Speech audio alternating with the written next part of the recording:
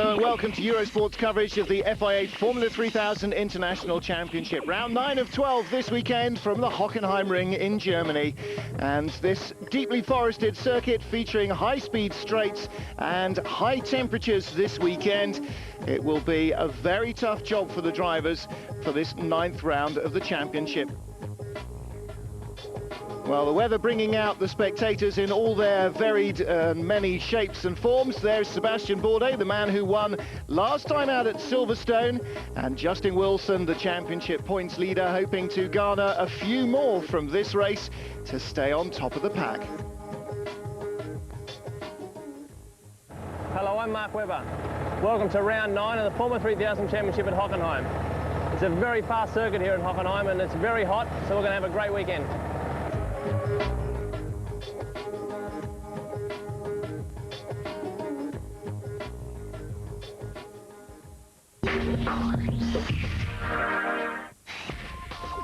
Fast and hot indeed at Hockenheim, and that suits Michelin and BMW. The BMW V10 and the Michelin tyres helped to propel Juan Pablo Montoya to his first ever Formula 1 pole position. Ralf Schumacher outside front row of the grid, and we'll look forward to him putting Michael in the wall on the run down to the first corner tomorrow, because the Ferrari starts in 4th, just between Hakkinen and Coulthard. Rubens Barrichello 6th to give a nice balance to the top half dozen. Row 4 of the grid is the Saubers, and then the two Jaguars split by Jarno Trulli's Jordan. The big news, of course, from Jordan is that Heinz-Harald Frentzen was summarily fired during the week, and he has been replaced by Ricardo Zonta. Zonta qualifying 15th, just ahead of Luciano Berti in the Prost. Fisichella and Button struggling for speed in the Renault engine cars, but quicker than the Arrows and Minardi pair. It's pretty much 2x2 formation almost all the way down the grid. Well, hot weather conditions should certainly suit the Michelin tyres much more than the cold and damp of Silverstone, and the Williams BMW team may well be looking at a runaway victory. Their qualifying advantage, pretty major one over the rest of the field. Now let's have a look at what happened at Silverstone 2 weeks ago. It wasn't a bad weekend for me getting 4th position, but it could have been a bit better. But it was a good race, and now we have a look at it. Well, of course, this time last year, Mark Webber had already won at the British Grand Prix support race at Silverstone. He wasn't to be quite so fortunate in 2001. It was the Nordic boys on the front row of the grid. Thomas Enge out-qualifying his teammate Justin Wilson. Mark Webber looking for 3rd place into the first corner, but outrun by Sébastien Bourdais. Bourdais doing a great job away from the start. Enge from Wilson, then Bourdais in 3rd, and behind Darren Manning in the red and white Team Arden car, trying to make a move for 5th place. Well, soon battle was joined. Enge made a mistake on lap 3 coming onto the hangar straight. Wilson was right there to capitalise and swept around the outside into what used to be the mighty Stowe corner. Now, if only it was the same as in the Mansell and Piquet days of the late 80s, that would have been a monster move. As it was, he edged himself onto the grass rather than hit his teammate, rejoined in 3rd, and Sébastien Bourdais was ready to pounce. Well, you can see in the background dark and threatening skies all around Silverstone, and the teams were very much prepared for the worst. And the worst was not far away. Sébastien Bourdais had a heart-stopping moment as the rocker cover for the suspension flew off the front of the car. He said it slowed him a fraction in a straight line, but didn't really disrupt the balance of the car. The Frenchman having a superb weekend at the helm of the 2nd place machine. Chasing Thomas Enge, unable to really close on the Czech driver though. Wilson still secure in 3rd, Mark Webber in 4th, and Darren Manning with an increasingly ailing car holding off the rest. But soon rain was to come, and at Copse, Thomas Enge was the first man to find it, slithering almost into the gravel as Bourdais and then teammate Wilson slid by him. Bourdais now in the lead with about 15 laps to go. Justin Wilson right behind him. Could Wilson capitalise and make this a British Grand Prix support race to remember? Well, in the end, no, he couldn't. Bourdais was able to open up a 2nd to a 1.5 gap and maintain it. Wilson, even in the closing stages, never quite close enough to pressurise the Frenchman in the Dams Run car. Well, it had been 1995 since Dams had won a Formula 3000 race. The former multiple championship winning team finally coming back on song at Silverstone. Bourdais clinching his first ever Formula 3000 victory, a moment that left he and his father in floods of tears. And for Enge, tears and heartbreak as well. His engine dying out of Luffield, and he lost third place on the line, finally finishing in fifth. Well, it was a jubilant, delighted, thrilled and excited Sébastien Bourdais, who was doing his best Jean Alesi impression, his father as emotional as his son. And the date, the 14th of July, France's national holiday, Bastille Day, where they celebrate the start of the Fourth Republic. A better day to win you can hardly imagine. The only better venue perhaps would have been Magny-Cours. But Sébastien Bourdais, the winner, the championship, with Wilson easing just ahead of Webber, who's now second ahead of Enge. Well, Sébastien saying I was able to keep the pace of the Nordic guys out front from the start of the race, so I was pretty confident that I had a good chance of the podium. The weather changed a little bit. Justin and Thomas got together, and I took advantage of that to move up to second, and then Thomas slid a bit on the slippery track, and so I managed to get by him into the lead, and, you know, then it was just a case of being sensible and hanging on for victory. He said, I'm delighted for the team and for myself, and few in the paddock would have argued with either of those sentiments. Okay, you guys make sure you stay where you are, because we're going to check all the news after the commercial break in the paddock. We will be back. Thank you, Mark Webber. So stay with us in just a moment for the latest in the Formula 3000 news. Latest news in Formula 3000 really dates back to Silverstone, where David Saelens had a high-speed off in the final minutes of qualifying in his European Minardi Formula 3000 chassis, and he's damaged one of his vertebrae and also some wrist ligaments. David had an injury, I think, to his back and his wrist, and the team, we spoke to the team and they said to come down to do this race. So it was very short notice. I've had no testing, so but I'll do the best job for the team. Tomáš checks at the standing then, drove for the McLaren junior team last year and finished second at Hockenhien to teammate then Thomas Enge. I thought that the Formula Nissan would be good for me whilst I was doing F1 testing. The Formula Nissan is still a very good car. So we just made a decision, me and my father at the stage was managing me, we made a decision to come do Formula Nissan. But obviously I stay open because I enjoy racing, and if there's an opportunity, I came in like I've done this year. Well, David Saelens should be recovered enough to race at the Hungaroring on August the 18th. And Scheckter will hopefully be able to use this opportunity to wave his name in front of the 3000 teams again. Well, perennially underfunded Ulsterman Dino Morelli has been replaced at Astromega, Mickey van Hall's team taking on Enrico Toccacello, ex-Formula 3 racer. He's been racing in the Euro STC this season for the Conrero Alpha team. He said, I got there by chance really because I didn't have a budget to start 3000. Nobody was able to give me a seat for the whole season on the money I had, so I did the Euro STC races, and now hopefully I'll be able to do the last 4 races in the International F3000. Well, another highly Italian driver who will be part of the paddock probably till the end of the season.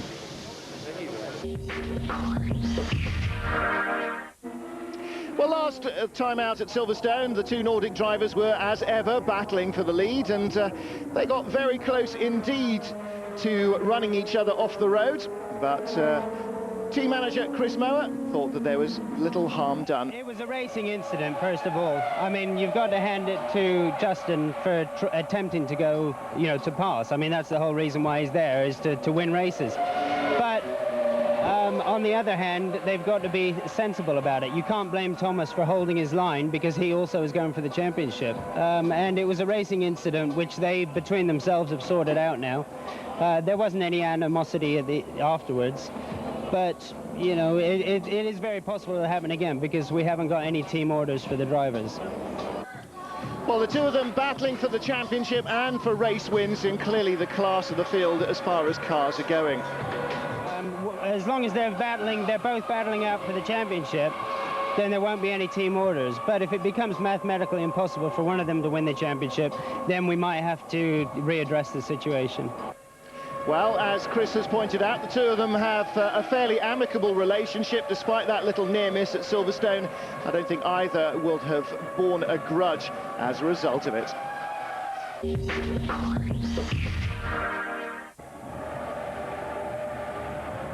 Now you'll see what happened here at Hockenhien in qualifying. Well, the man of the moment at Silverstone, Dam's driver Sébastien Bourdais. What was he able to do in qualifying? At the start of the session, in the hot conditions, most drivers would be making sure that the car was in one piece for the second session. It's absolutely vital not to do any damage in the first qualifying period, because otherwise you severely limit your running in the second. However, Giorgio Pantano, the ex-Formula 3 champion, doing precisely that with the Astra Mega car. Se devo essere sincero, non lo so neanche io. Sono arrivato alla staccata della curva. To be honest, I couldn't get on the brakes properly coming into the stadium. If I tried to turn in a little bit earlier, the car wouldn't have turned, and so I was trying to brake. Maybe I made a mistake. I'm not sure if it was me or if it was the car, but I was out anyway. And Darren Manning blew his engine early on as well. Well, as far as I know, the engine's just blown up. It came past the pitch.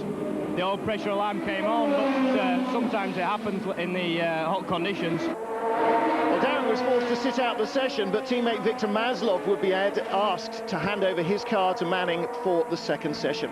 Well, Tomáš Enge starting as he meant to go on for the Nordic team, fresh off pole at Silverstone, going out and setting fastest time in the early going in the session. But as the thousandths were whittled away, Mark Webber in the Supernova car found himself on top of the screen.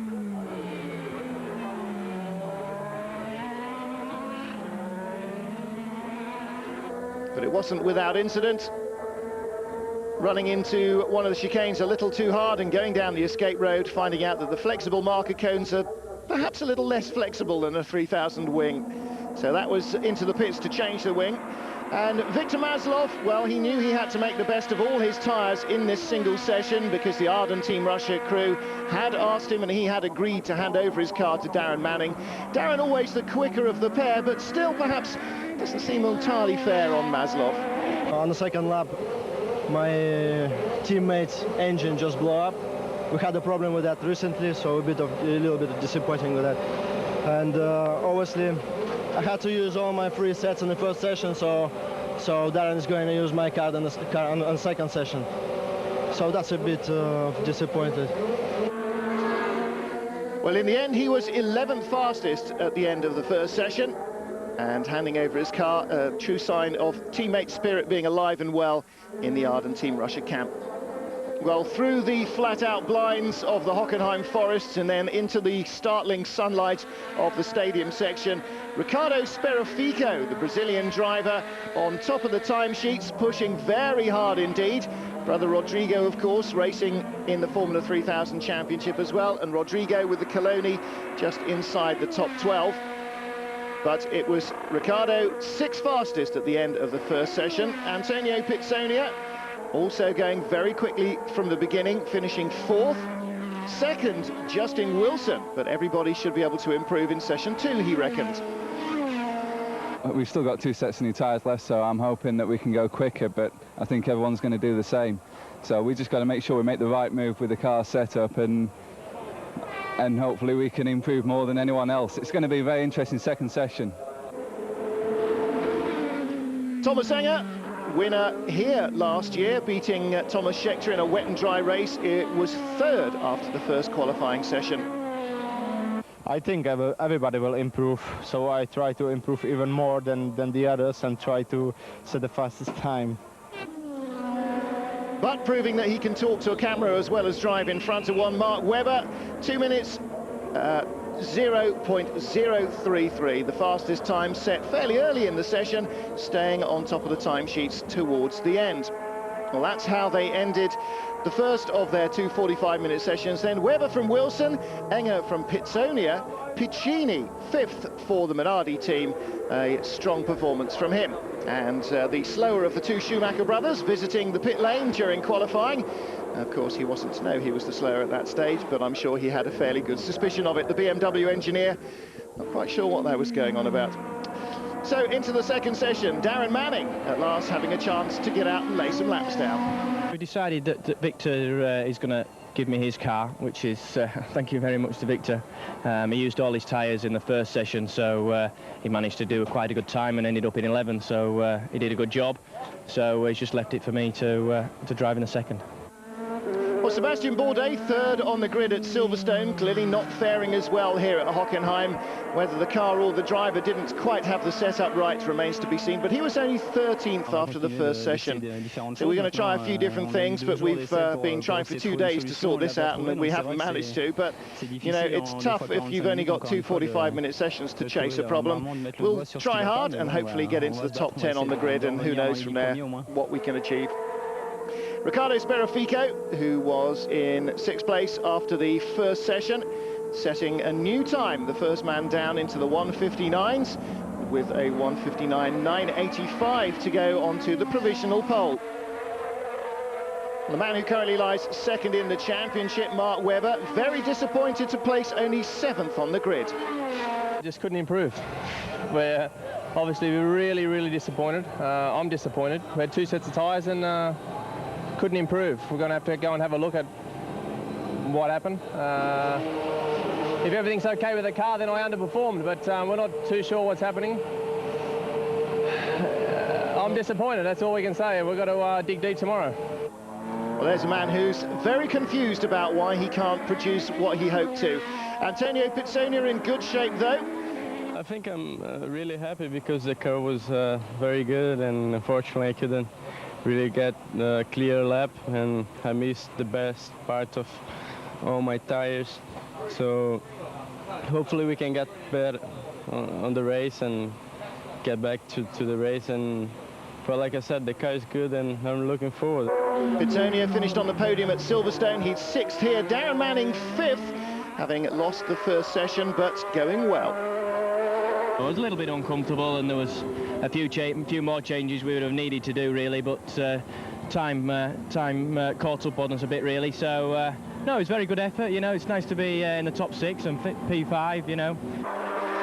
Just ahead of him, Italian Andrea Piccini, who was very successful here at Hockenheim in Vauxhall Lotus.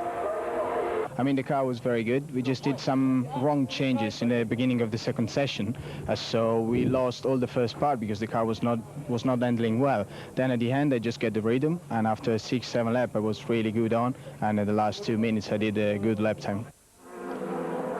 Nordic driver and 3rd place championship challenger Tomáš Enge was 3rd on the grid, desperate to get his championship back on song after failing to win at Silverstone. Of course, I wish to have pole position because it's my likely track, but 3rd place on the grid is still very good for battle for the podium in the race, so I'm very happy for that. And when Justin is beside me and when Mark is on 7th position, so we have more chances to let's say increase the point standing in the end of the race.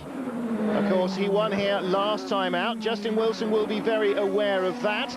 He's 2nd fastest and tested well here as well in the recent Hockenheim test, just a 1/10 of a second shy of Webber's first session benchmark. He improved to go 2nd. It's good, but as you've seen before, anything can happen in these races. You just got to keep your head down and not make any mistakes, and just see if you can pressurize the guy in front. So we'll see. It's going to be an interesting race, and we hopefully help us in the championship. Well, just ahead of him, Ricardo Sperafico, the Brazilian racing for the Petrobras junior team, another of the David Sears managed cars, running to the top of the times. Tomorrow it's going to be an interesting race because I have faster guys on my side.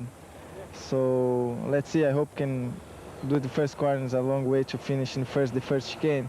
But I think the car is in good shape because we have a constant laps in faster laps. So I think I can do this in the race. I can take a good gap. Well, not bad. First ever Formula 3000 pole in his rookie year.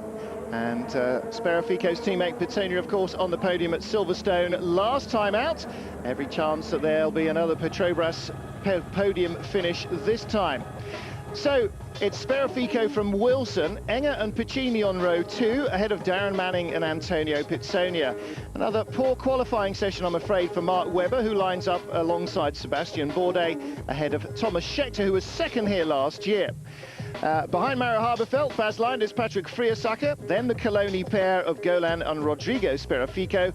Camathias, newcomer Enrico Toccacello in 16th place, ahead of Lancieri, Maurizio, Melo, Pantano, Maslov, Hill, and the two Prost Junior cars of Cochet and Baumgartner right at the back of the field. Jamie Melo, incidentally, lost his fastest lap time in the Durango car. He got push-started after a spin in the second session.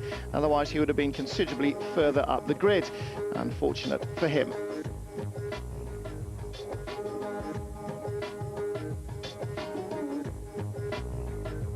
So a happy Ricardo Sperafico, a slightly less happy Mark Webber, perhaps. Okay, don't move, because after the break, you're going to join me live on the grid at Hockenhien. Excellent, which means I can go home for a cup of tea. Join us after the break as we see what Mark Webber can do from 7th place to keep the championship on track.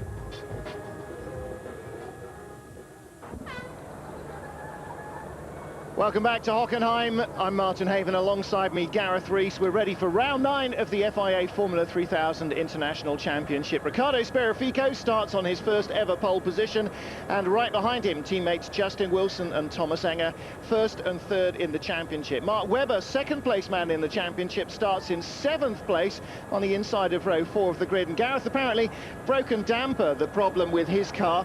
That was something that should be easily sortable for the race, so hopefully we'll see an improvement from Webber. Yeah, I think if you're going to qualify badly anywhere, this is a circuit to do it, because you can overtake here. If it was Hungary, then it would be game over, because there's no overtaking at all there, and also one or two other places I can think of. But here, you've got a good run down to the first corner. He's actually not in a bad position. You're actually probably better off often than the pole position man. Sometimes the pole position man gets through the first corner first, makes the toe, makes the hole in the air for everybody else, and ends up actually arriving at the first corner in 3rd or 4th place. Mark can actually take advantage of that from where he is, so he's actually not in a bad position.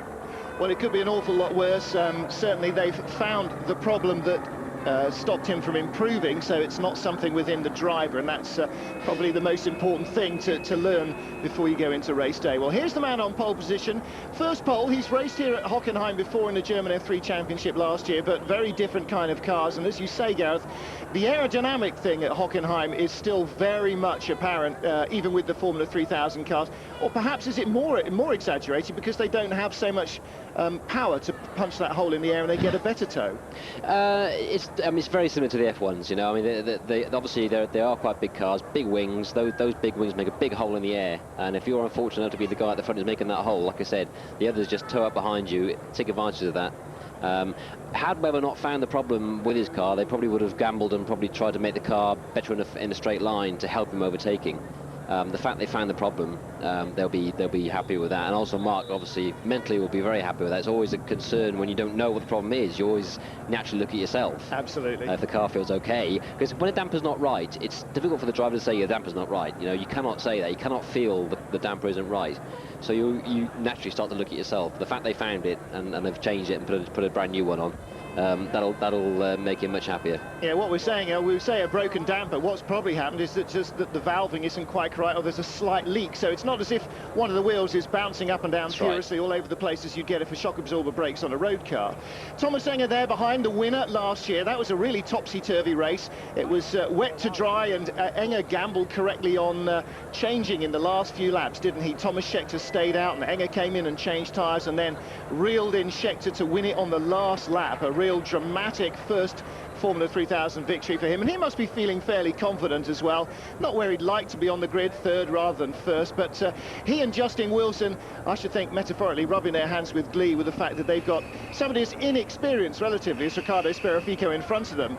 Darren Manning also having that problem with the engine. I mean, he lost the first session, so perhaps he was a bit behind on making those changes, but still, at least he was actually on the track in the quicker second session. And as you can see, 1:59.9. I mean, that was quicker than anybody went in the first session. So still in with a chance there. Yeah, I think personally that's the performance of qualifying. Really, I mean, it's so hard. I think his engine blew on the second lap. I mean, that's no time at all. So really, he came into the second session cold. Everyone else had done a session, had the circuit sorted out in their mind, had a vague setup they were happy with. Darren had started completely from scratch.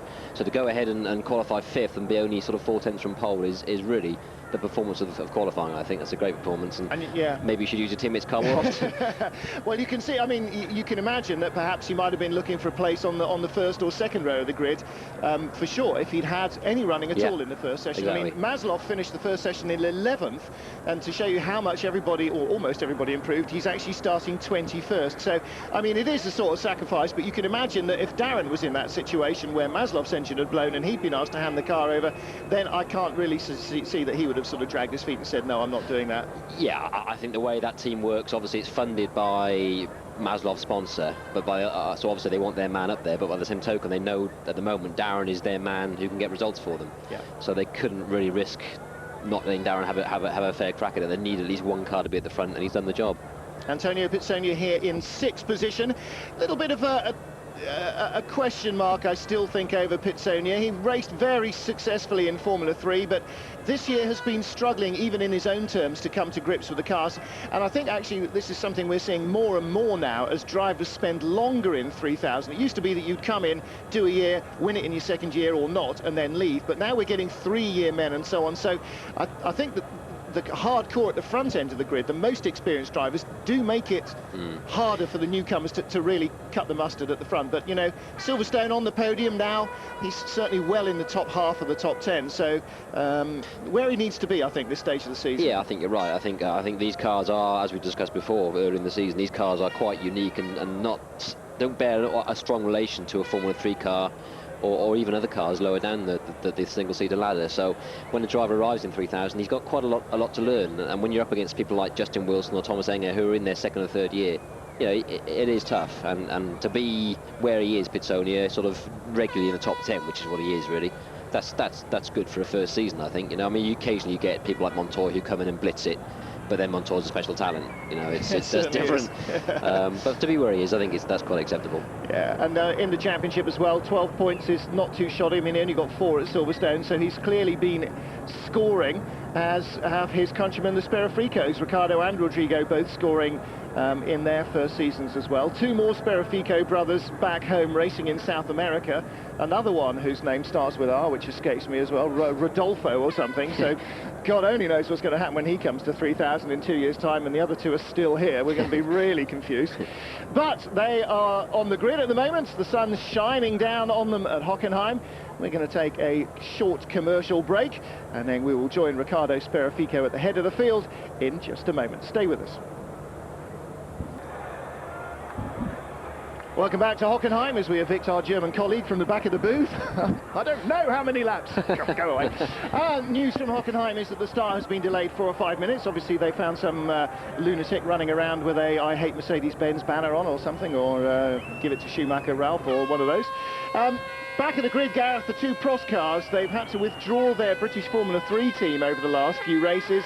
The Formula 1 operation is hardly covering itself in glory, and their 3000 team have slid as far down the ladder as it is possible to go. It's a pretty worrying time at the moment for Alain Prost, I think. Yeah, I think presumably the F3 team has closed its doors because of financial considerations. I think. Well, actually, because the drivers left. Okay. from the performances, well, in fairness to Chris Weller, not exactly as bad as the Formula 3000 team, but because they just couldn't really quite seem to get a handle on it. Cut the mustard, yeah. But I mean, you know, Alain Prost, one of the greatest ever drivers in a Formula 1 car, and at the moment everything he touches turning to rust. It's two different arts, isn't it? You know, it's but I mean, maybe the F3 cars were not going well because of lack of money. I don't know. I mean, I think obviously it's a difficult situation when you have teams in different categories. Naturally, the F1 team has to take most of the money in the pot, and it leaves a shortfall for the 3000 and F3 teams. And I think, given that he's not competitive in anything he's doing at the moment, he would do well to just focus on the one area and get competitive there. And I agree. I mean, having the Formula 3000 and Formula 3 link-ups and so on for teams is all well and good, but you have to concentrate on the core business, as you say, and I do feel that there may be a little bit of rationalisation over the winter. Of course, the Prost Junior team isn't actually run by Prost, nor is the Formula 3 team, but they are associated with, and part of the sponsorship package from the Formula 1 operation goes onto the cars as well. So now here's another thing that we should be looking at. The back of the KTR car there, only the lower element of the car is of the rear wing is being used. Now this again is because of the high.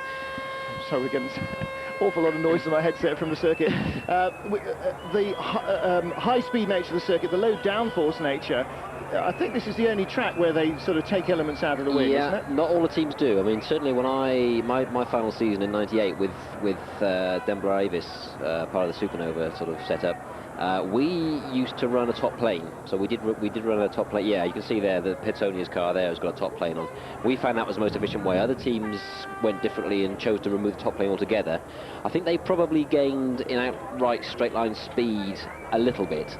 But then we got that back in the stadium section with extra downforce on our car, and really the gain that they had over us in the straight line didn't justify taking the plane off. You know, it wasn't that much of a difference. It was 1, maybe 2 mile an hour. It was really not an awful lot, and I think overall over a whole lap it was better to have the plane in and run it that way. Former champion Juan Pablo Montoya kicking tyres and having a look around on the grid. Now, he's a happy man, isn't he? First ever Formula 3000 pole position, Formula 1 pole position, I beg your pardon, so just neatly tied up. The delay, incidentally, you probably guessed from the starting gantry, there were only 4 red lights on. There seems to have been a bit of a power failure in Hockenhien.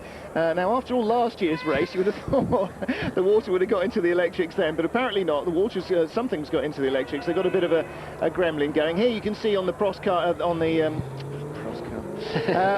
Petrobras car, running both planes again, and also something that we don't see an awful lot of, I'm afraid, on Eurosport, but you do see if you get a digital TV feed, so German and other nationalities where there is digital coverage, you can get onboard camera pics from all of those pods that they're now seeing on all 3,000 cars, which is an interesting little twist. So we're sort of in a little bit of a stagnant pause at the moment. So where were we?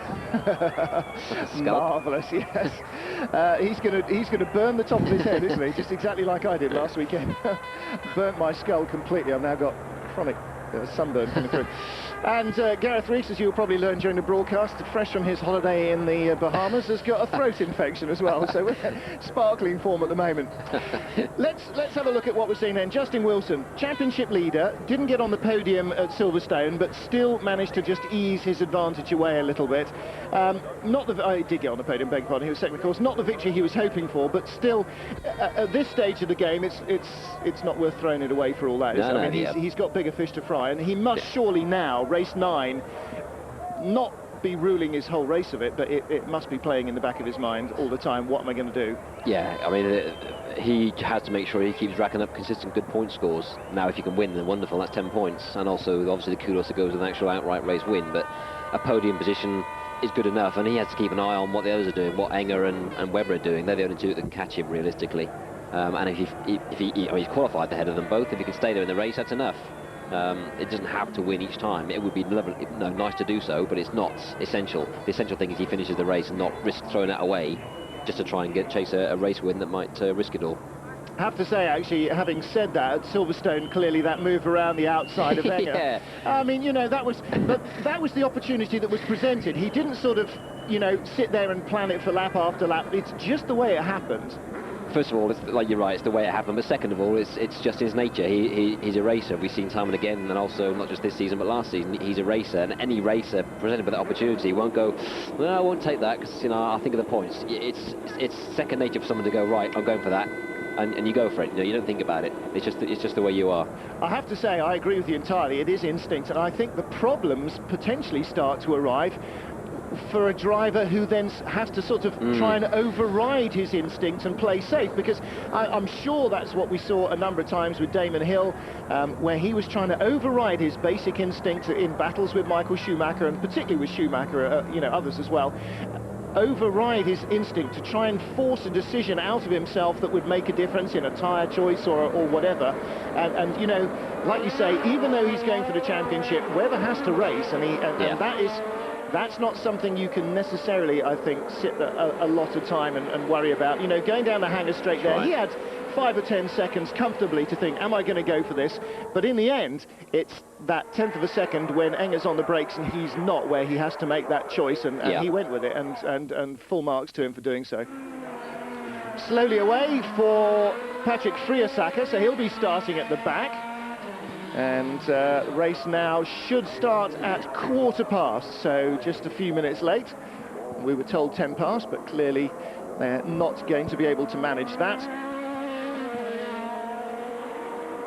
Now, the other thing about Hockenhien, of course, is the long straights. Everybody's well aware of the demand for power, but hand in hand with that and these chicanes must go a demand for consistent braking. Is that a problem in the 3000 cars on this track? When you come here after having been sort of to Silverstone and to Austria, the races previous to this, where you run a normal downforce setup, suddenly you arrive here and you're very light on downforce, and you're hitting the chicanes. You're arriving at the braking area of the chicane, particularly the first chicane, at about 185 mile an hour, about 182, say, which is very quick and very light on downforce. So when you come on the brakes, the car is a lot more lively than you're used to. It moves around an awful lot more, and because of that, being consistent is very difficult. You know, when you've got plenty of downforce on, then it's easy to be consistent, or much easier to be, because it's not easy, but easier.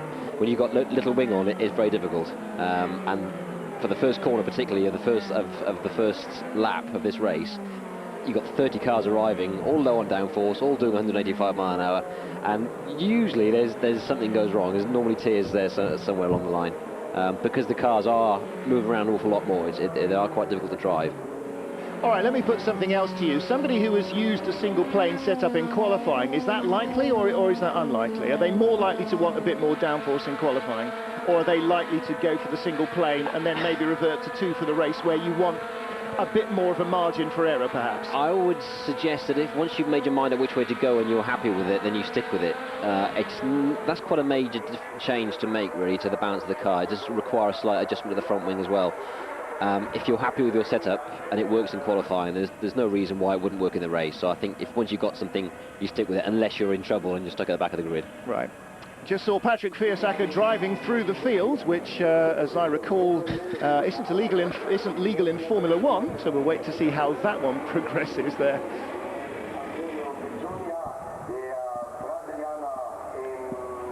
Ricardo Sperafico leads the field round for round 9 of the Formula 3000 International Championship here at Hockenhien. He's on pole position. Patrick Friesacher should start stone last. I did see him weaving between some cars, which he really shouldn't do. He got away last from the grid, and if he starts on his normal grid position, I imagine we'll be seeing him coming in for a stop and go fairly soon. Justin Wilson, Tomáš Enge, 2nd and 3rd on the grid, the 1st and 3rd men in the championship, ahead of Andrea Piccini, Darren Manning, Antônio Pizzonia, and 2nd place man in points, Mark Webber, starting 7th ahead of Silverstone winner Sébastien Bourdais. Stand-in driver Thomas Scheckter is 9th. He was 2nd here last year to Tomáš Enge, and rounding out the top 10, Mario Haberfeld. All the glitches with the electrics in the starting gantry should hopefully be sorted by now. The F1 safety car comes round at the back of the field, and the starting procedure should commence. We'll get, of course, the full set of 5 red lights, and then as they go off, the drivers will unleash the fury down to the first chicane. The revs rise, the tension mounts, a short hold, away they go, and the pole position man, Ricardo Sperafico, lights them up, but gets across the nose of Justin Wilson. Mark Webber down the left-hand side, trying to come past Darren Manning, but fails. No improvement there on his 7th place, but I think already the 2 Nordic guys are ganging up on the pole man. There's confusion at the back of one of the slower Astra Mega cars. I think Giorgio Pantano dropping right to the back, and the 2 red cars of Nordic Racing trying to come around Ricardo Sperafico. That's Tomáš Enge alongside him on the outside line down to the first chicane. Wilson will be right behind behind, so either Enge gets through or Wilson takes second place for him. Ah, no, they managed to keep it nice and clean. And Antonio Piccini, Andrea Piccini, I don't mean Andrea Piccini, I mean Antonio Pizzonia, the second Petrobras car, up into 4th place. A very good start from him. It looked like Webber had a good start, but then Darren Manning both. There is Webber right back. He did get a good start, but he must have got shuffled out there somewhere, because Bourdais is 5th place, and spinning out there is Andrea Piccini, winner here in German F3 and in Formula Opel, and he will not be a winner here in 3000. And look at the disgust with which he threw the steering wheel away. Yeah, is that Webber with the broken front wing? I'm not sure. It may well be one of the two. The two Supernova cars are a little hard to differentiate between. And there is... no, there is not Webber or Haberfeld. That is the Durango car of Lancieri. And further back, Webber must be a long way further back. Anyway, at the moment, Justin Wilson has got past Enge and going for the inside line. Excellent move. Blimey. That was a superb move, but look at Pizzonia. Absolutely stunning. Pizzonia goes around the outside of the pole sitter, his teammate for 2nd place. Has he got a different engine to all the rest, Gareth? That was a fantastic move from Justin Wilson and Pizzonia. Good stuff. What a start. Who's that on the grass? One of the Prost cars, I think, and there is Piccini's car being dragged away. Wilson leads then from 2nd on the 3rd on the grid, but Pizzonia from 6th place in 2nd.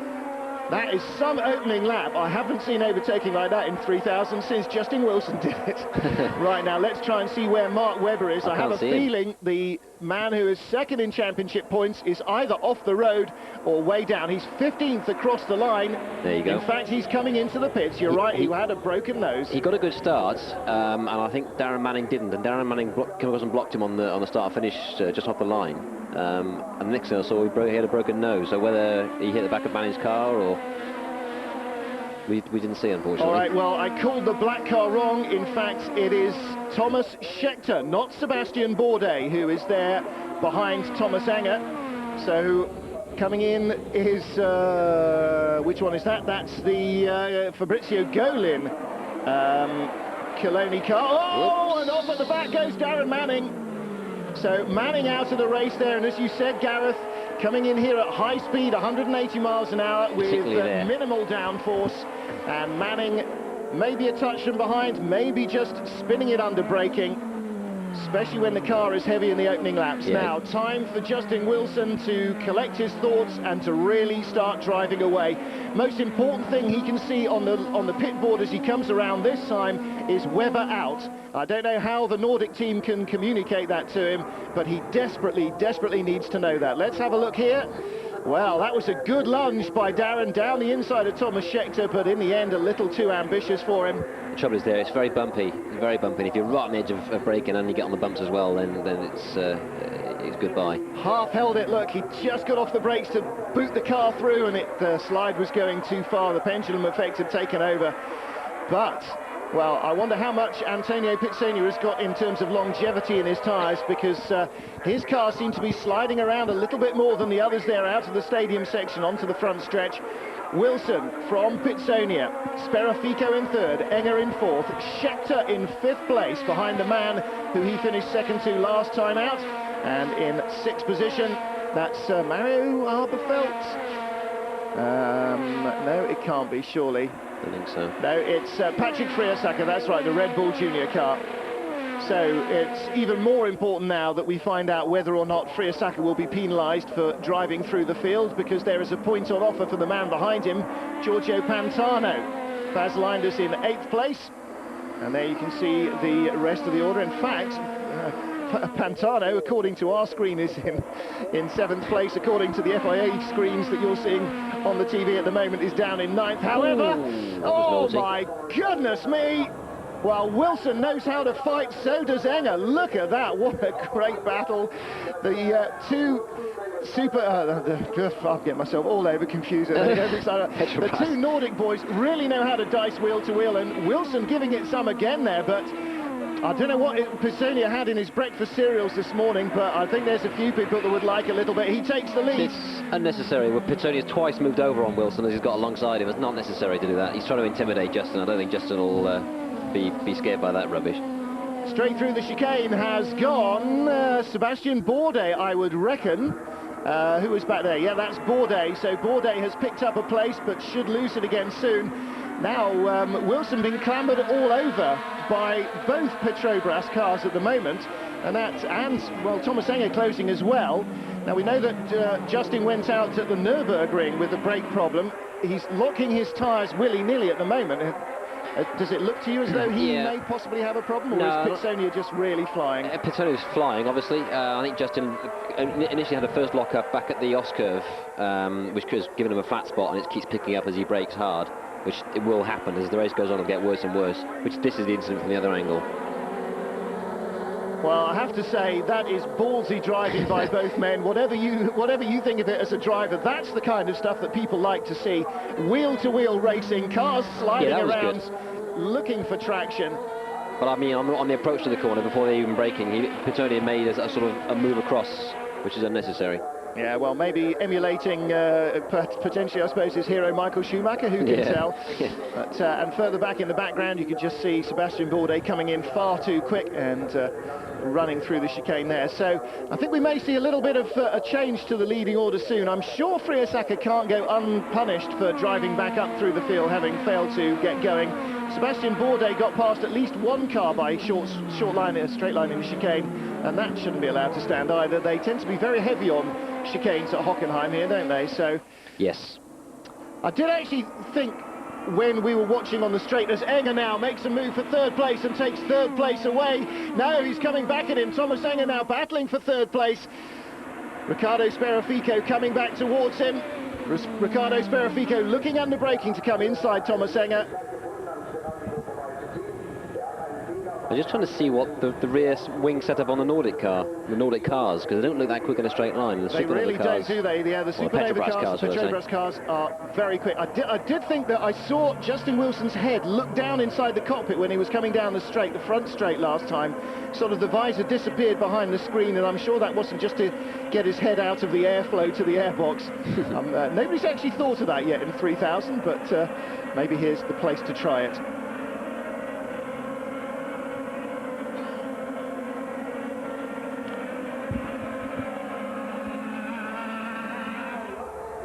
So, what a dramatic opening couple of laps. Antônio Pizzonia, again, Wilson tucks his head down, almost like he's getting his chin down on the tank in motorcycle Grand Prix style. Yeah, see, both Nordic cars are running a middle plane as well. They've got 3 planes to their wing. You know, we discussed before on the grid that some cars only run, they take all the planes off apart from the bottom one. They've actually got all 3 planes in place, which gives good grip. Here's a replay of the start. You can see Manning come across on Webber against the pit wall. Oh, yes. Yeah, came right across on him, didn't he? Well, where did Webber lose his wing? Was it right there in the first corner? Yes, I think it probably was. And potentially over-ambitious start there from somebody, Derek Hill, I think, in the Dams car on the second last row of the grid. But, well, Webber didn't get a great getaway, did he? But Darren, really, that was... squeezed him. Yeah, that was dodgy at the very best, that move. I don't think that Mark will be best pleased with that. But as I was saying, you can see the Nordic cars are both running a 3-plane rear wing, which will make the car feel nice in the stadium section and the chicanes, but it will mean in a straight line they're not quite as quick as the 2 Petrobras cars, which only have a 2-plane rear wing. That's why they're suffering in a straight line. And Enge really sliding there out of the chicane as well. So it's not as if it's giving them a phenomenal amount of grip either. Enge pulling over to the left-hand side of the track to try and make sure there's no line down the inside for 4th place. Ricardo Sperafico, but outbrakes himself. So even with that extra element to the wing, it's not helping. Now, he didn't lose, but he didn't gain a place there. I wonder how the penalties stand on that one. Well, I'm bound to be proved wrong, but I do expect a little bit of a rash of stop-and-go penalties soon. Otherwise, the FIA stewards really aren't doing their job as I understand the rules to be written. 18 to go then. So, and 18, it's going to be very long laps indeed for Thomas Enge. Look at that, he's got Thomas Scheckter right behind the Petrobras car. They will be starting to queue up behind Enge as well, which will just serve to, well, make it even more interesting, actually. Good for us. Yeah, Sperafico will be under pressure from Tomáš Scheckter, who'll be desperate, won't he, really, to prove himself here. I mean, he had a bit of an on and off season with McLaren last year. They weren't the front-running team that I'm sure he would have hoped, and his dad would have hoped when they sort of booked him in there, but at least they got a chance to shine here at Hockenhien, which gave him, you know, a little bit of a chance. Yes. Yeah, I think it's difficult to come in, and he's had no testing, like you said, so to come in and qualify where he did in 9th place, that's a good performance without any testing at all. It's very hard to get into one of these cars and just go quick straight away, as Dino Morelli showed. You need time in the car. So qualified pretty reasonably, but started well as well. He did start very strongly. Got ahead of the Manning and Wilson thing, and that was his main advantage, because you can see the gap back is increasing now. There's Bourdais in 6th place, and 7th place is the other Coloni car. So that is Rodrigo Sperafico. Yes, it is Rodrigo Sperafico, under pressure from Bas Leinders. And they really are so twitchy through there. Lancieri further back, locks up under pressure from Maurizio, doesn't lose the place, but again, straight lines to chicane. And I do recall in recent years they've sort of rewritten the rule about chicanes to allow you to go off in a racing incident like that without penalty, but he didn't gain anything. I suppose he held on to his position, so we'll wait and see. Yeah, that's a sensible rule. It's so difficult if you're completely committed and obviously on it, really on it, and it's so easy to make a mistake, particularly the Oscar, that corner we just saw, because it's so very bumpy there. And it's just a matter of pushing hard. You're not doing it for gain. You're doing it because you're pushing hard and step slightly over the limit. So you shouldn't lose your race because of a simple error like that, really. So it's logical that they take that role. He's having a good race as well, Ricardo Sperafico, from 14th on the grid. Thank you very much. He's currently 7th, ahead of Bas Leinders, who started in 11th. So I imagine perhaps a scenario where Leinders got held up behind Webber. There's Victor Maslov spinning off behind the Prost of, I would assume, probably Cochet rather than Baumgartner. And the other car might have been Derek Hill, maybe? Yeah, 11, that's Cochet. And I would think the other car being black was probably Derek Hill, because they all started, well, Hill 22nd, Cochet 23rd, Maslov 21st. In comes Ricardo Maurizio with the damaged nose. Now, I didn't see whose gearbox he broke that on, but there is Derek Hill, car 22, started 22nd. And as he will probably be very fed up of people always mentioning, the son of Ferrari's 1961 world champion, Filil. So top 6 easing away from this little squabble. Not that little squabble. Oh, yeah, so Enge's caught Wilson and shaken off. Yeah, he's shaken off Pizzonia. In fact, not a little bit at all. He's shaken off Pizzonia, period. Still about a second and a half, second and 3/4 from 1st to 2nd. Nothing at all now between 2nd and 3rd. It was 2.5 seconds at the beginning of the lap. It's 0.9 at the last split between 2nd and 3rd. It was Friesacher coming in for his... That was Friesacher for a stop and go. And this is Cochet getting ambitious on Hill. And Pantano. No, Toccicello, Enrico Toccicello, of course, the yellow car. And poor old Victor Maslov, finding the roads full of Frenchmen, has nowhere to go. And whose nose wing was that? That will have been, I guess, an element of Hill's that was knocked off initially. But all rather irrelevant, since the rest of it was stuffed into the tyres. Yes, unfortunately, Jonathan Cochet, the reigning French Formula 3 champion, finding that F3 tactics don't necessarily translate too well to the high-speed approach to the stadium section. So, Pizzonia pulling away at the moment by a couple of tenths a lap. He's getting towards 2 seconds ahead. Well, in fact, Wilson's chopped a couple back on that lap. He's gone from 1.8 back down to 1.5 seconds ahead. And still just about a second between Wilson and Enge at the line. Doesn't look as much as that, but then doesn't always have to. Sperafico in 4th place, Ricardo that is, then Tomáš Scheckter, Sébastien Bourdais, and then this nice little battle, Rodrigo Sperafico, Bas Leinders, and Giorgio Pantano next up. Lancieri, Camathias and the rest are all effectively out of it. And just wait until our timing screen settles down a bit before we tell you where Mark Webber is, whether he's bothered to come out onto the track or not. He's retired in the pits. So too has Darren Manning out of the race, Mario Haberfeld out of the race as well, and as we've seen, Derek Hill and Victor Maslov also. Another nice little move being attempted there by Bas Leinders with that real Italian F3 at Monza style rear wing, which is all end plate and practically nothing else in between. Yeah, I don't think that's the way to go. Very slippery there, isn't he? Yeah, it makes the car difficult to drive really consistently, though. You know, your car's too lively to drive over a race distance. Well, he's certainly making the best use of his air-cleaving capabilities to get in front. Dives through the inside, and Enge now starting to look a little itchy to get past Justin Wilson as they've settled down now 7.5 laps in. It looks as though Enge feels he's got a quicker car and is about to use it before Ricardo Sperafico gets too far up the road. Of course, sitting behind Wilson does him no favours at all. It just helps increase Ricardo Sperafico. Antônio Pizzonia, yes, wrong yellow and green car, thank you, Gareth. That imaginary slap to the back of the head you heard there from Gareth Rees.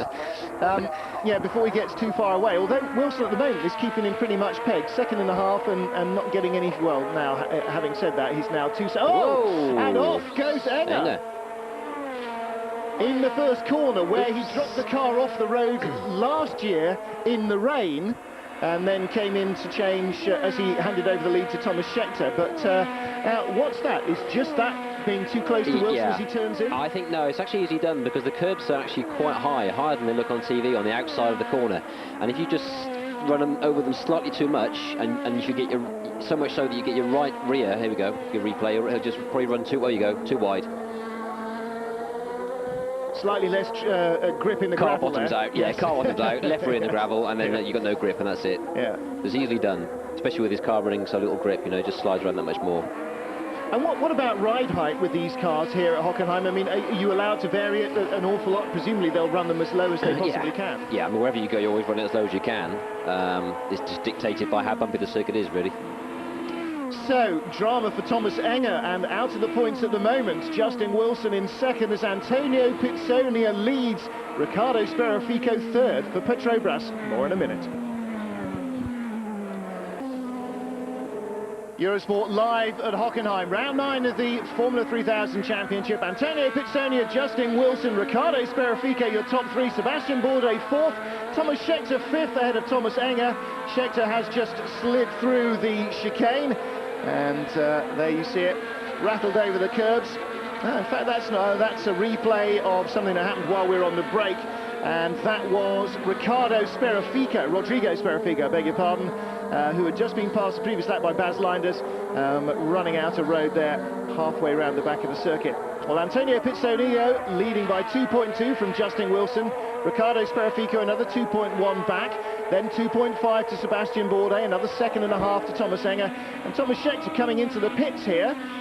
Now, I wonder whether he's been called in for a stop-and-go penalty, or whether he feels he's got a problem with the car. It looks as though it may be another of those penalised for missing a chicane. No, he's coming into the pit box. Oh, is it the way that the team... No, they're getting ready to do something to the car, so obviously he's feeling that he's got a problem of some kind. He's been in. Patrick Friesacher has been in to serve a stop-and-go penalty, or for some other reason, I think a stop-and-go penalty. He's certainly been into the pits anyway. We saw him initially as high as 7th place, but he did stall away from the formation grid and then drove back through to take his original starting position, which I'm fairly sure is a no-no, and I think the stewards are probably agreed with that as well. And at the moment, well, we've seen Thomas Enge spin away a challenge on Justin Wilson from 3rd down to 5th place, but Enge still in the point-scoring position that he needs to be, or a point-scoring position which he needs to be in. And Mark Webber, unfortunately, not so. And you were saying, Gareth, just during the break, that the wing setup that we've seen on the Petrobras Junior cars and also on the Supernova cars, neither of whom are still running, you tested several years ago and found immediately it to be a real humdinger. Yeah, it was back in 98 we tested at Hockenheim, and we tried all different setups with a rear wing. The one you've seen with no top plane, no middle plane, just that very bottom plane, what you refer to as the Monza F3 wing. We tried what Nordic have got, which is the three elements. and then just the top element that Petrobras are running, and certainly, I mean, that was using the old type chassis, but they're not that dissimilar to what they're currently running now. But it was a lot superior to the other two setups. Running what Pizzonia and Sperafico have got, we found was far superior to the other two setups. I think the team had done quite a bit of research themselves into what they thought would be the best way to go, and they said, look, try this, we think it's good, and it was. It absolutely flew.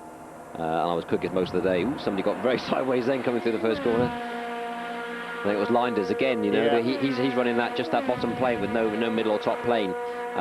It's good over one lap. You know, when the tyres are good and sticky, it's good for qualifying, but doing a consistent race pace is very difficult. And what you'll find is as the car slides around more because of the lack of downforce, the tyres will overheat and the car will become even more difficult to drive. The Supernova setup, the Petrobras setup, is a nice, consistent setup. It's very, very good when the tyres are obviously sticky, but the car doesn't go off quite so much once the tyres go off. It stays a nice, consistent car over a race distance, and for that reason, obviously, it's very important. Tomáš Enge looking here at the back of Sébastien Bourdais. Now, Justin Wilson had a fairly good view of Bourdais' car for the last 10 laps or so at Silverstone.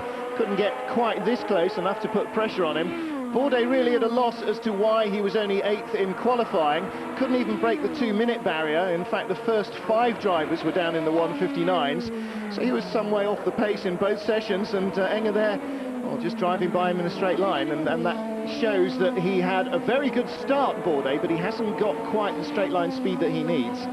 No, he's obviously struggling with the setup slightly. I mean, it wasn't far away from pole. It was about 5-6 tenths. And it's very, very difficult to know exactly how competitive you are, because in qualifying it often boils down at Hockenhien to how good a tow you can get. If you can find a car, you can get, like, this is a good example of a tow here, fantastic. He's in the hole behind the car, pulls out, he's carrying that much more speed, and it really, on a flying lap, a qualifying lap, that can find you another 3 tenths maybe. And if you're lucky enough to find a car, each long straight has 3 long straights, yeah, you can cut at almost a second from your lap time. So it's often difficult to know who's got a really good setup from the qualifying times. Often it's more a pointer as to who got a good tow. So, but Bourdais obviously is struggling slightly with his setup, and couldn't hold Enge off there. 11 laps completed, 10 to go here, and if 21 doesn't seem like an awful lot of laps, remember it is nearly 4 miles around this circuit, so it's still a fair distance. And Pizzonia now starting to cruise away. He's 3 seconds and a half. In fact, he was only 3 seconds at the line last lap, so out to 3.4 on this lap. So another fast lap from Pizzonia, where he's found nearly half a second. His last lap, 2:01.6. Wilson's 2:02.0. So most of those 4 tenths coming on that lap itself. And a sure sign that he's still feeling fairly confident, not only about the handling, but also about the tyres on this car. He's still got plenty of grip to play with. Yeah, and Sperafico is also pulling in 3rd place, catching Justin Wilson up. So I think Justin's got obviously his main rival Mark Webber is out, and his other main rival Tomáš Enge is what, 5th or 6th. So he has to be careful not to get embroiled in a battle that can take him out of the equation altogether. He's got to be happy with maybe 3rd place today, because his car, to be fair, doesn't look as good as the 2 Petrobras cars. Incidentally, looking at the times, what you were saying about Bas Leinders, who we're watching here, and his tyres going off. His last lap time, 2:02.5, compared to the leader doing 2:01.6 and Wilson doing 2:0.0.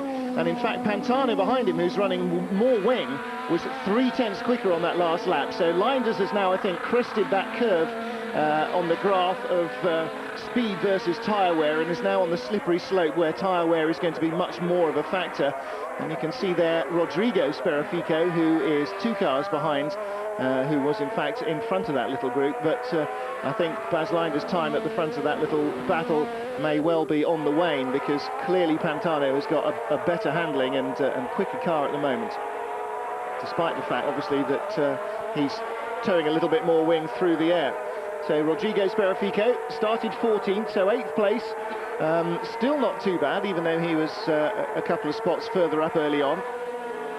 And Pantano, I'm sure, again, will be starting to catch. Pantano's last lap, 2:02.4, Leinders 2:02.55, so a tenth of a second in it that time. But again, as you said earlier, Gareth, Sperafico are the other one, Ricardo. Oof, big slide there, but still reeling in Justin Wilson. Yes, it's Justin's going to have to be careful, like I said. You know, he's got to think championship first. But this is only one battle out of the whole war, so take it steady.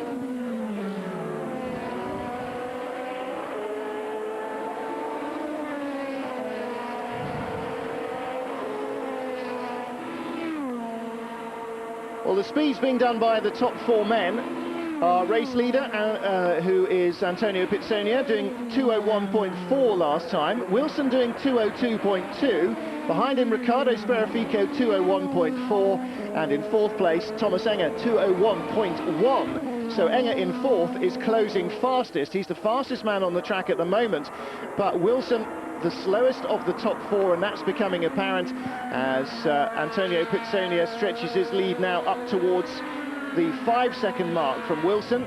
Wilson has been caught comprehensively by the poleman, Ricardo Sperafico, and Tomáš Enge is, well, slowly but surely chiselling away from behind in 4th place. He dropped down behind Sébastien Bourdais but has now come back, and so the 2 Petrobras Junior cars lapping at near identical times, Gareth, which shows that what's good for the goose is good for the gander. Yeah. They're both doing pretty well out of their setups. Yeah, I mean, Pizzonia is the most impressive because he's done that without a tow. Enge's time, although it was comparable to what Pizzonia's done, that was with a tow. He took Bourdais, if you remember. Yeah. So that's what held his lap time up. I think you'll see his next lap time once without a tow. Well, now again he's still going quickly on that one. He's done a 2:01.178, so that's 2 blinding laps in a row. And to gauge compared to Bourdais, he certainly did pick up a toe on Bourdais, but Bourdais' last lap 2:02.7, so 1.6 seconds slower. No wonder he caught him so quickly. Well, we're looking at the scenery in the garages there, so we're not quite sure what we were seeing there or why particularly. Answers on a postcard to those of you who may have recognised anybody in those pictures at all. That's quick. Yeah, you see, pointing at the monitor doesn't work for the viewers at home. True, yes. You've got to say what's away. quick. Tomáš Enge is what Gareth is noticing. His last lap, 2:00.868, and that would have been good enough for, well, actually, only for 14th on the grid, or 15th on the grid. So we're getting towards half reasonable qualifying times, but certainly nothing that Enge would have been pleased with. Nothing that Justin Wilson being too pleased with what he's seeing in the mirrors at the moment. Ricardo Sperafico all over the road, and having taken his first ever pole yesterday, I'm sure Sperafico at some stage is going to make a move on Wilson. And the big problem for Wilson, of course, is wanting to defend, but on the other hand, wanting to finish.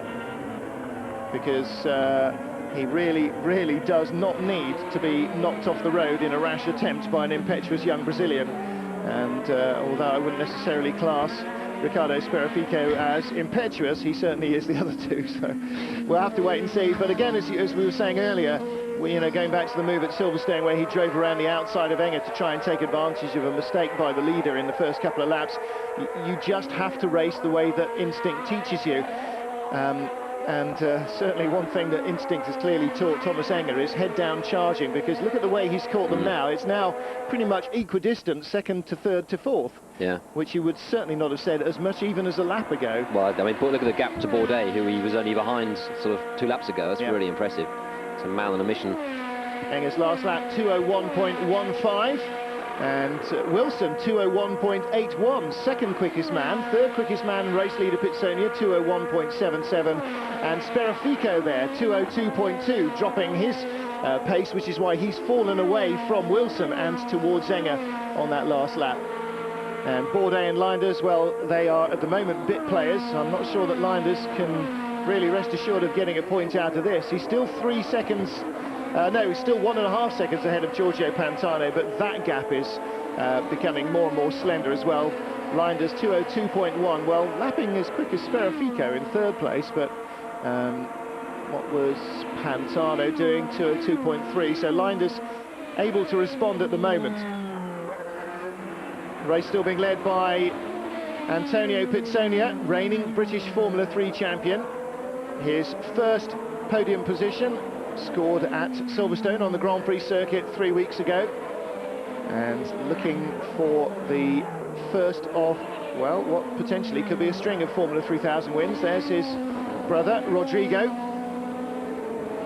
locking a brake there, and Right behind is his teammate. Oh no, I beg your pardon, it's not the second of the Coloni cars at all. But he is under pressure from the Durango car of Jamie Malo, I think. It's Mathias in the white car. I think Malo disappointed to have qualified only in 19th place. His fastest lap was disallowed for having a push start during the second qualifying session. And so Jamie Malo now trying to fight his way back. He started 19th, Mathias in 15th place. And they are currently battling for 10th. I think timing screen will reveal all in a second as it redraws itself. Yeah, 10th place, Mathias. So settled down a little bit now, getting a touch static. Justin Wilson again being closed on by Ricardo Sperafico. And at the moment, it's Wilson and Sperafico who are quicker, and Enge behind and Pizzonia in front, who are around half a second slower on the last lap. So it's sort of ebbing and flowing, Gareth, but at the moment it's really just concentrate, I suppose, on being as smooth and efficient as you can and keep the tyres alive for as long as possible in this race. That's the important thing, yeah, because it's so easy this circuit to get the car sliding around too much and do damage to the tyres. And like you said, although it doesn't sound an awful lot of laps, it is in terms of distance, because it's such a long circuit. And at what stage are they going to start finding braking problems as well, or is that... I don't recall ever having particularly braking problems at Hockenhien. The braking problems are caused really by A, the setup of the car, and B, that the circuit's bumpy in places. It's not really hard on brakes as such, like Donington is always renowned as being hard on brakes, the Grand Prix circuit of Donington. It's not like that. It's just that the braking is difficult here because you've got so little downforce and the car moves around so much. So I don't think they should really particularly hit braking problems, although Justin is suffering a little bit, for example, where he's had a lock-up early in the race and it's flat-spotted the tyre, and now every time he brakes, that flat spot is causing a problem. But that is a tyre problem rather than a brake problem. That's a self-inflicted driver tyre problem, yeah. So it's one of those things. Well, I guess the advantage here is even though you've got high speed and heavy braking, you've then got a nice long straight to cool the anchors down before you need to throw them out again. So that, unlike Donington, as you say, you know, you've got the S's, then all the way down the Melbourne Loop, then back to Goddard's, and then Redgate, you're starting to press the pedal up very hard indeed, I should think. That's right. So Antônio Pizzonia leading comfortably here at Hockenheim. Little battle further back with, that has got to be Friesacher, hasn't it? Yeah. Patrick Friesacher, I think, fighting his way back through the order after his stop-and-go penalty. And he will be chasing Enrico Tocacello, who we've seen a lot of in the Eurosport Super Racing weekends, is 12th, Friesacher 13th. Tocacello, former Italian and German Formula 3 driver in the last 3 years, and currently racing in the Super Touring as well. So Tocacello under pressure from Friesacher, and Friesacher with the Red Bull car clearly quicker, picks up the toe and comes alongside way before they get to the braking area. Tocacello taking the drive in the Euro Super Touring Championship with the Conrero Alpha team, as he said at the beginning of our race in the pre-show programme, because he couldn't find a seat for the 3000 season. He's got a bit of a budget though. He's doing the last 4 races here with the in the car that Dino Morelli was driving earlier in the season, and before him, of course, the Indonesian driver Ananda Mikkola.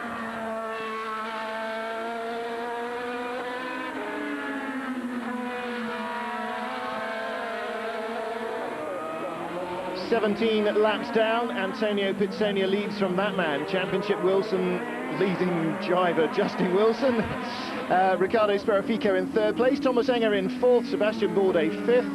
And there you can see the battle behind. Pantano, Sperafico haven't really caught Bas Leinders, who's the final point scorer at the moment. In fact, if anything, Giorgio Pantano in 7th is starting to drop back. He's now 2 seconds behind Bas Leinders, and it looks as though the Belgian in the KTR low downforce setup car may just hang on to that final point. In slow motion here, what are they going to show us? They're going to show us our pole man having a little bit of a look at the inside as well, and everybody, I think, now locking on their brakes. And this thing about flat spots, Gareth, is not only if you really badly flat spot the tyre does then the whole car start to shake and vibrate all over the place because you're sort of threatening bitting your wheels, but it's this peculiarity where as you get close to the limit of adhesion, the wheel automatically finds that nice flat spot, and that sort of stops it. It locks it up on the flat spot time and time again, which really just increases your problems. Yeah, I think Enge's, considering he's had a spin and therefore flat spotted all four, he's done particularly well to reel these front guys back in again, because he should be by rights suffering like hell with his flat spots and braking. Well, we've seen time and time again, particularly I'm thinking back to the wet race here last year, and we've seen it from Wilson as well, that the two Nordic drivers are both, again, as Sperafico there locks up that left front once more under braking, same place again. We've seen both Nordic drivers being quite happy with the car that slithers around a lot and slides around a lot, and maybe it's just in their style that they can actually sort of live with it a little bit better than, well, somebody like Pizzonia, maybe, our race leader, who's a Formula 3, it's not fair to say point and squirt merchant, but certainly a man who is used to a much more regimented, precise way of driving, and a car that really, you know, stays within in the guidelines that he's hoping for. Yeah, I mean, I think in a 3000 car, you do have to push the thing so it does move around quite a bit, but there's obviously Justin Wilson and Tomáš Enge are both quite aggressive styles, and it's more obvious to the outside viewer like us that the car is moving around than it is, say, with a smoother driver like Pizzonia. That's not to criticise, it's just a different styles. Well, Pizzonia's got it made in the shade at the moment. He is 5 seconds clear of this three-way squabble for the remaining podium places, and barring mechanical disasters, which don't tend to crop up that often in the Petrobras team. I can't remember Paul Jackson's cars having those kind of problems in recent years. He should be on target for a maiden Formula 3000 victory, and that will be a pretty impressive first-year win for him. His teammate in the middle there, and again, well, we've seen Ricardo Sperafico sliding around, but again, as we said, Tomáš Enge doesn't mind sliding the car around either. Paul Jackson, the team manager at Petrobras. There you are, speak of the devil and he will appear. Looking very calm and relaxed, as well he might do. I mean, in that sort of situation, I guess pretty much the team manager's job is done the moment that the cars go out onto the grid. There's not an awful lot more you can do until you get a race like the Hockenhien race last year, where you've got the, you know, the rain and all that kind of stuff, as we nearly had at Silverstone, the call for tyre changes. Well, Pizzonia there, having said how neat and precise he is, also skating under braking, everybody picking up that left front wheel and finding it very hard to find traction at the tail end of this race. 2.5 laps to go, and Enge's not going to waste a single yard of that, is he, in his attempts to get third place. It's 1 point, that's all the difference between fourth and third. He's going around the outside as he... Oh, look, you can see how close he is to the limit there. He just touched him, but halfway around the corner, when Enge looked to be sweeping around, he realised he wasn't going to have enough grip and had to readjust his line, and just extra little bit of braking there, wherever he found that from. But I bet you that's not the last we see of Tomáš Enge. 2 laps to go, and he's within half a second, I would think. He will, I'm sure, try and make another move, but that was brave stuff, wasn't it? It was, yeah. I mean, he actually did have, he obviously had the whole car passed, but like you said, he was slightly offline on the dirt. And also, you lose exactly where the inside car is. You know, you can't quite see where he is, and it's a risk to actually come across and take the line. He probably could have done, but I think the reason he backed off was because he couldn't see where Sperafico was. Well, Pizzonia shown in replay there, finding several extra flat spots to his tyre. But, yeah, the move we want to see again is that move of Tomáš Enge, again showing, like Justin Wilson did earlier in the race, that those guys are not afeard of running wheel to wheel at all. As you say, he could have gone in a little tighter, a little deeper, but then, you know, that's really the blind spot on the car. Right. And you've got to give the guy room, unfortunately. Yep. He did a good job to hold it all together there, but that was a good move. Nice, aggressive piece of racing. Of course, it was there 2 years ago that we saw Max Wilson and Bruno Junqueira swap the lead right at the end of this race, when was it Wilson had been leading all the way and Junqueira snitched through 2 laps to go or something, and then I can't remember which way it was. I have a feeling that was probably the way it was round, and there you can see again Tomáš Enge in with a shot, and the reason is that Sperafico can't keep that left front wheel turning while it's under braking. Well, Thomas really rattled it over the curbs there and dropped back a little bit again as they came out of the chicane. And this is where the interest lies for the third place on the podium. And this single point that Enge is playing for might not seem like an awful lot now, but there's only 4 points between him and Wilson. And again, big tyre-smoking lock-up from Sperafico. He is struggling around here, but Enge, although he's not looking up so dramatically, is clearly struggling to get the car slowed down in the stadium section as well, because he's not really able to take advantage in the way that you might expect him. Yeah, the front two look fairly safe now, so it's all balls down to who's going to get third place, I think. Well, final lap, let's see what Thomas Enge can manage. He's certainly going to give it everything he can, and I expect to see another couple of major lockups from Sperafico. And Enge now in the draft as well. Sébastien Bourdais kicks up the dirt at the back of the picture, but Enge just inching ever closer as he picks up the toe. Closer still, closer. Not here. He's got to keep his powder dry, hasn't he? It's got to be into the stadium section again. Noticeably tidier over the curbs that time as well, wasn't he? Really trying to keep it controlled. Yeah, that's the important thing, is make sure you're nice and clean, exit from the corner, and you get a really good strong run down the straight, get a slipstream, and hopefully do the guy at the end of the straight, but he's not close enough here either. So Antônio Pizzonia halfway round the final lap. Justin Wilson safe from second place attack, but Thomas Enge taking this one all the way to the wire with Ricardo Sperafico, our pole position sitter in the Petrobras car. Right behind him, Nordic Racing's Thomas Enge, second in the championship and desperate for an extra point. And yeah, well, it was always going to happen that Sperafico was doing that, but by going to the inside line, he makes his braking job even harder, compromises his exit, and this is Enge's chance, surely. Enge's not going to have a second thought about it. He's alongside Sperafico, running him up to the grass. Enge can't afford to put a wheel on the grass, not because he'll lose control, but because he'll lose traction. Now it's Sperafico on the inside line, but Enge is being very brave indeed. They touch wheels again and Enge's in the gravel. He should be able to hold on to fourth place. No, maybe not, but he should still get points from this. That was again wheel-to-wheel racing. Antônio Pizzonia comes out of the final corner at Hockenhien to see the checkered flag. It'll be victory in his first season, his first Formula 3000 race. Antônio Pizzonia wins. Justin Wilson another 6 points ahead of Thomas Enge after taking second place. Third for Ricardo Sperafico, who really held on there like nobody's business. It'll be fourth for Sébastien Bourdais. Fifth for Thomas Enge. Yes, fifth place for Thomas Enge, ahead of the sliding Baz Leinders in sixth place, who just holds off the Astra Mega car of Giorgio Pantano. Well, in the end, it didn't work out for him. He got fifth place, just like he did at Silverstone, but great racing by Thomas Enge.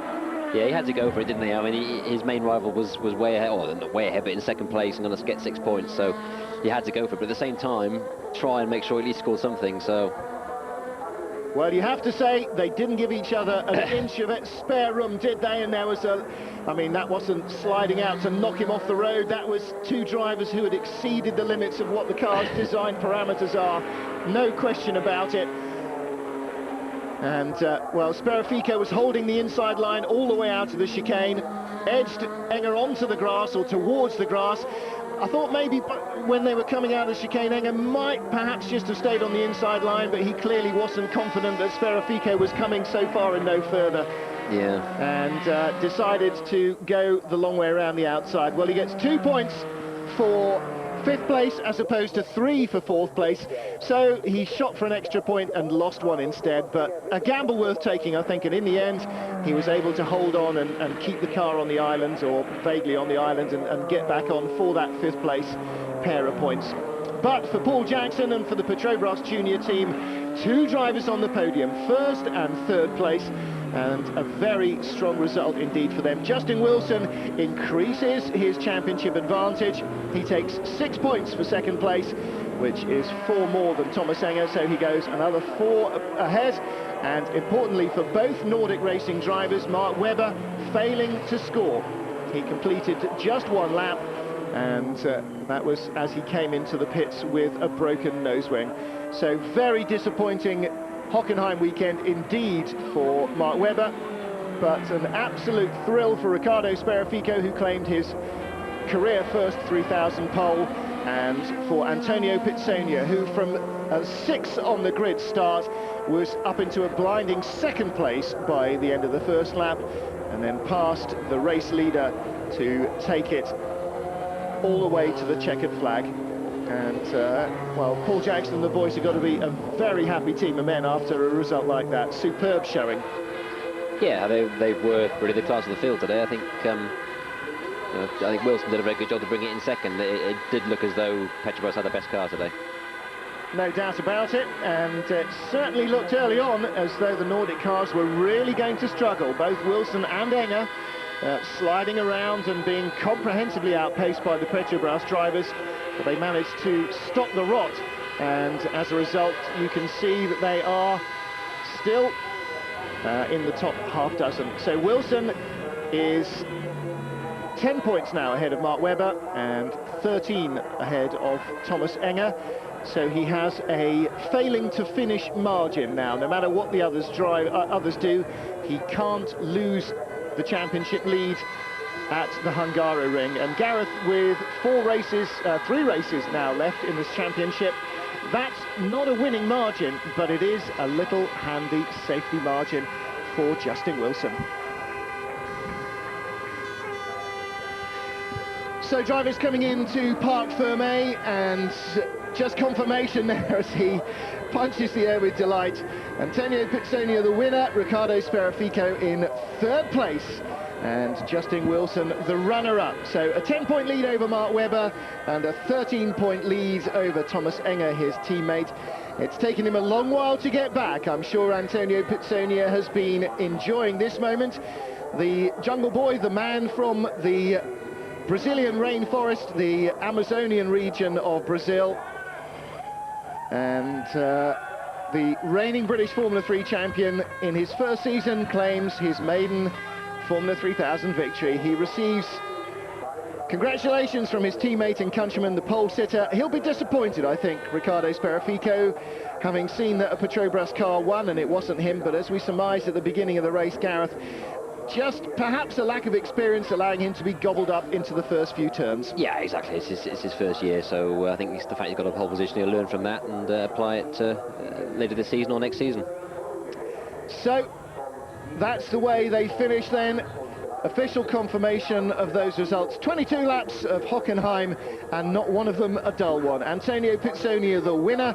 Justin Wilson increases his championship lead. Thomas Enge going for broke against Ricardo Sperafico, drops from 4th to 5th on the final lap, but a great race from him, from his teammate Wilson, and from the Petrobras junior drivers. Points for Sébastien Bourdais again in 4th place, and for Bas Leinders in 6th. But a disappointing and disheartening weekend for Mark Webber. Found out why qualifying went so badly for him.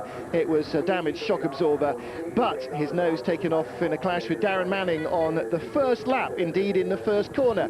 And Mark Webber scoring 0 points here this weekend. He will have to bounce back at the Hungaroring to try and close the gap to Justin Wilson. Well, that's it from Hockenhien, and the winner, Antônio Pizzonia.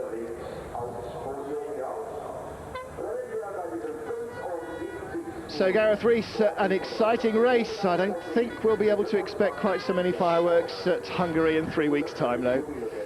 No, it's not noticed for its overtaking there, so it's all down to qualifying. It's super important to qualify well. So we'll look forward to seeing what Mark Webber can do. Maybe we'll see some new names in the frame. We've had 2 first-time winners in the last 2 races. Can the Nordic drivers get it back on track? Will Webber win again, perhaps, and relaunch his championship challenge? Join us then. Until then, from Gareth and me, Martin Haven, it's goodbye.